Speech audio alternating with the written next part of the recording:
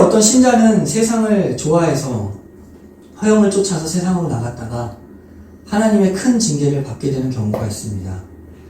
그래서 이 세상에 믿지 않는 사람들과 차이가 없죠. 크게 다를 것이 없는 환난과 고통에 들어가기도 합니다. 세상 사람이 봐도 저 사람 예수님 믿는지 안 믿는지 구원 받았는지 아닌지 증거가 없고, 그렇게 있다 보니까 자기도 내가 믿고 있는지 아닌지, 그러니까 세상도 저 사람이 구원받았는지 모르고 자기도 구원받았는지 모르는 이 상태에 이르는 것은 참으로 불쌍한 상태입니다. 그 상태가 증거가 아무것도 없는 것이죠.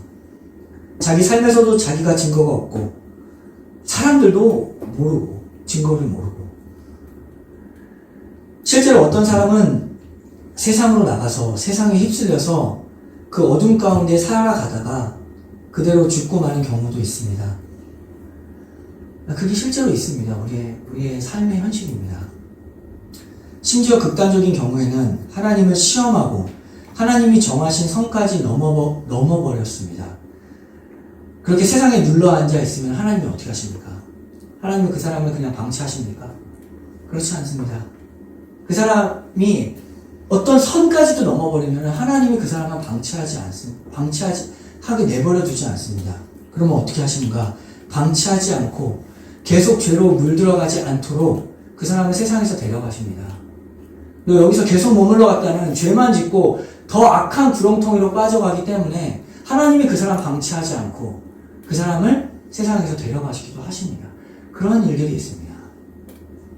끝까지 가는 경우에 그 사람을 내버려 두지 않죠. 데려가시는 겁니다. 이러한 경우를 우리가 세상을 살면서 마주하게 되고 보게 됩니다. 그럴 때 함부로 구원을 그 사람이 받았다 안 받았다 우리가 말할 것은 없습니다. 하나님의 신비로운 일들로, 하나님의 지혜로 그러한 일들이 있는데, 우리가 기억해야 할 것은 하나님은 각 개인에게 가장 합당하게 징계하시며 공의롭게 심판하시는 하나님이심을 알아야 됩니다. 주님을 대할 때 주님을 시험하는 일이 없어야 됩니다. 나는 하나님의 자녀니까, 어차피 구원하실 거니까, 어차피 나를 지켜주실 것이니까 더 나가자, 이렇게 하나님을 시험하는 일들이 없고 우리의 삶에도 그러한 생각들이 없도록 주의해야 됩니다. 참으로 하나님을 경외해야 되는 것이죠.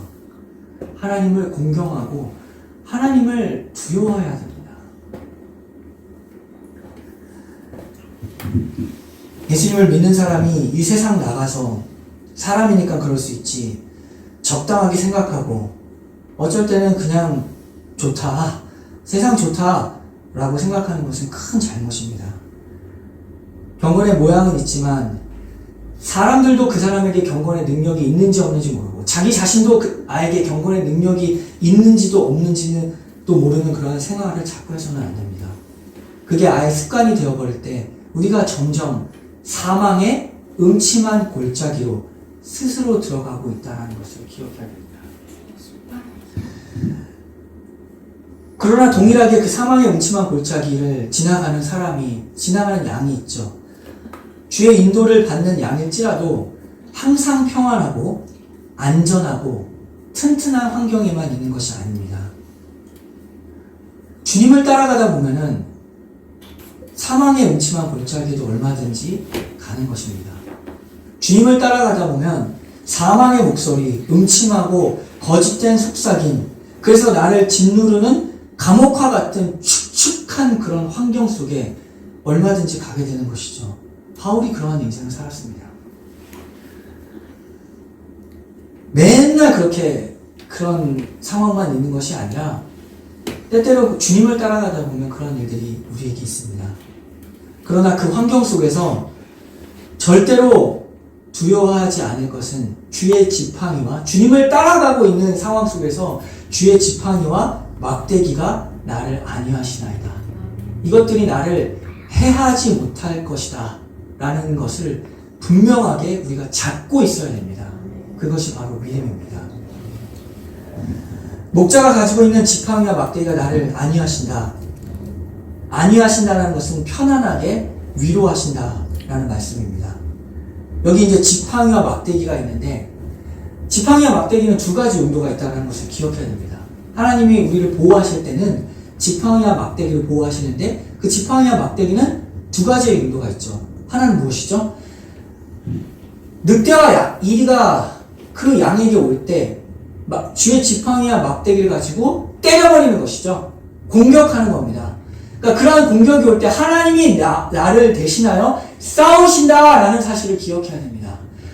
나 혼자 있는 것이 아니라 하나님이 나와 함께, 하나님이 적극적으로 싸우신다라는 것을 기억해야 되는 것이죠. 두려워하지 말고 하나님이 싸우신다. 지팡이와 막대기가 있다. 라는 것을 기억해야 됩니다. 그리고 그 지팡이와 막대기는 또 어떻게 하죠? 양들이 이렇게 있을 때 막대기를 가지고 저쪽으로 가라. 막대기를 향해서 이렇게 가리키는 것이죠. 더 잘 보이게 손으로만이 아니라 막대기로 저기로 가리키는 것입니다. 주님이 그 순간에도 막대기를 가지고 인도하십니다. 가리키십니다. 여기로 가라. 여기가 살 길이다. 저기로 가라. 이렇게 주님이 가르쳐 주신다.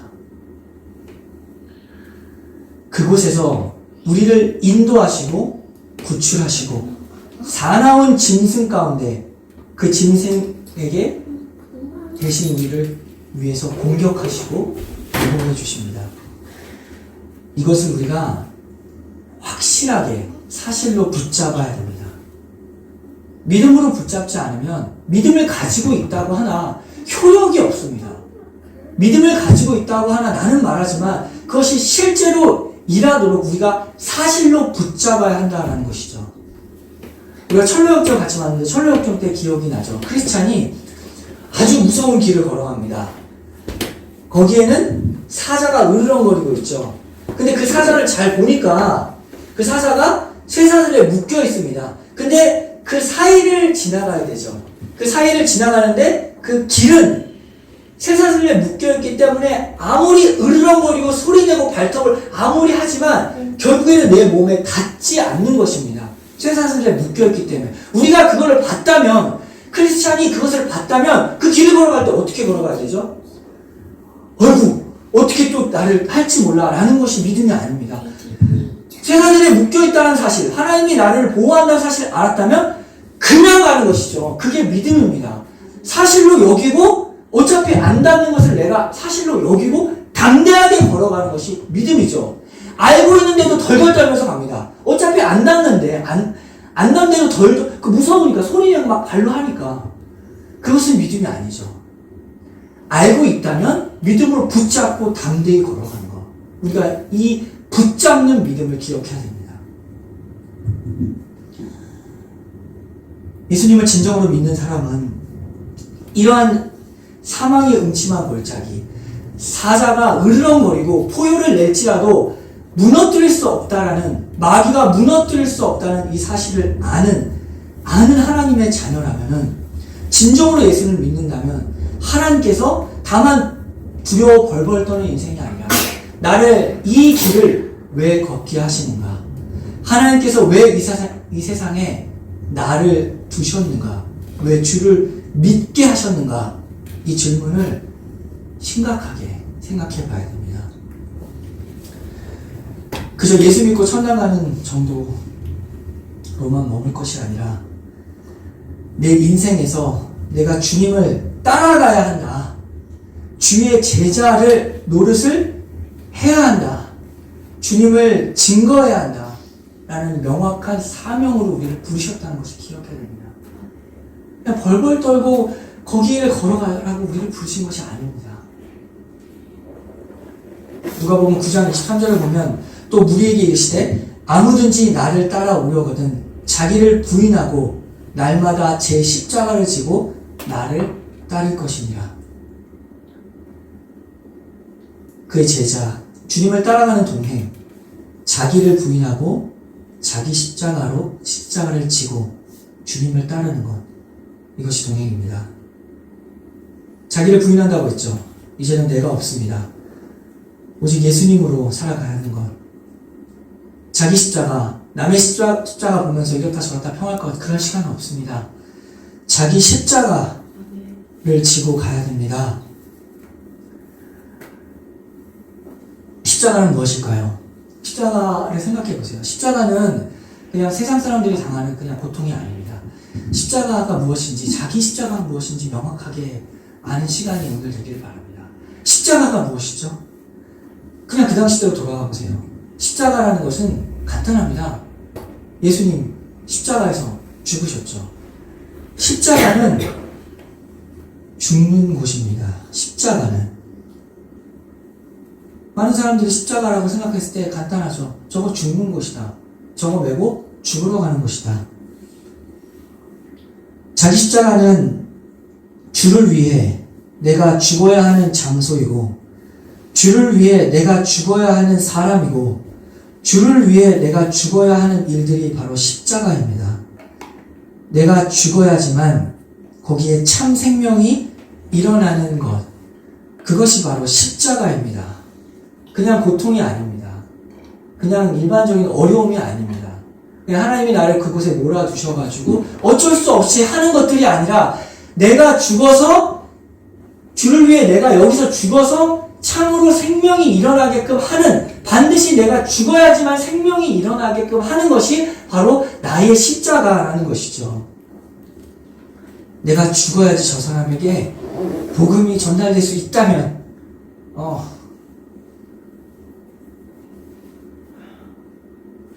죽어버리는 것이 십자가입니다. 내 승질이 있고, 내 부드러워 있고, 내 상식으로 이해가 안 되는데, 주를 위해서 죽는 것, 그것이 십자가죠. 십자가는 그래서 희생입니다. 내 힘 가지고는 일 벌렸다가는 그냥 미쳐버리고 마는 것, 할 수가 없는 것입니다. 십자가는 남들에게 조롱거리입니다. 수치이고 능력입니다. 사람들의 이해나 인정도 받지 못하고 오히려 말도 안 된다, 왜 저러나, 굳이 뭐 저러나, 이렇게 말을 듣는 것입니다. 그렇기 때문에 모든 십자가는 다 외롭습니다. 예수님처럼 외롭습니다. 그러나 하나님께서는 이 십자가를 절대로 강제로 지지 않게 하십니다. 내가 피하려면 피하는 것이 십자가임을 기억하십시오. 내가 피하려면 피할 수 있는 것입니다. 하나님이 우리에게 십자가를 절대로 강제로 지게 하지 않습니다. 고통과 다르죠. 그냥 일반적인 어려움과 고통은 내가 피하려면 피할 수 있는 것들이 많이 있습니다. 저 사람 안 만나면 그만인 것입니다. 피하려면 피합니다. 그건 십자가가 아닙니다.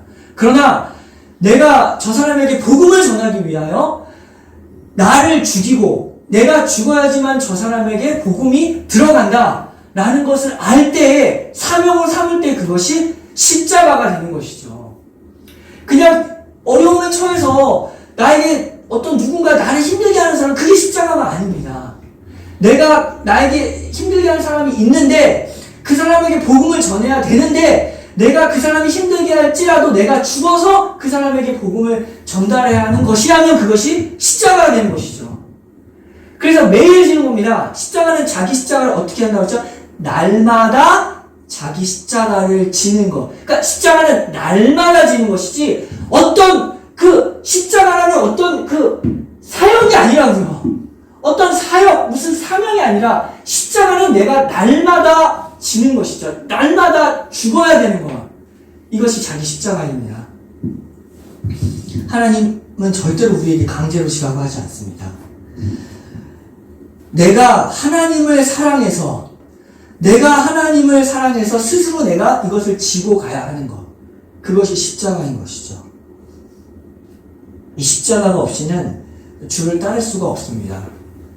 날마다 주를 위해 죽어야 하는 바로 나 자신, 만나는 사람들마다 복음을 전하기 위해서, 복음의 씨앗을 뿌리기 위해서 승질 버리고, 날마다 내가 지어야 하는 내 승질, 내 분노, 내 상식, 주님을 위해서 버려야 하는, 날마다 지고 가는 나의 십자가입니다. 매일매일 나를 죽여야 하는 이 싸움을 살아가는 것이 주의 제자입니다. 누가복음 14장 27절을 보면, 누구든지 자기 십자가를 지고 나를 따르지 않는 자는 능히 내 제자가 되지 못하리라. 이 말씀을 기억하고 우리와 동행하시며 그리고 지금 이 순간에도 우리를 부르시고 있습니다. 따라오라고. 자기 십자가를 지고 말씀하신 예수님의 말씀, 그 말씀에 순종하기를 바랍니다. 사망의 음침한 골짜기를 다닐지라도 해를 두려워하지 않을 것은 주께서 나와 함께 하심이라. 목자 되신 예수 그리스도, 내가 주를 따라가리라. 주와 동행하리라. 날마다 자기 십자가를 지고 내가 죽어야지만 생명이 일어날 수 있다면 죽으리라. 주를 위해 죽으리라. 라고 주님께 사용되기를 기도하고 더 간절하게 아무것도 아닌 나를 늘 부르시는 주님, 능력이 없는 나를 능력 주셔서 하나님의 자녀로 삼으시고 함께 걸어가자고 늘 부르시는 주님의 목소리에 순종하는 우리, 그리고 우리 교회 되기를 기도합니다. 같이 기도하겠습니다.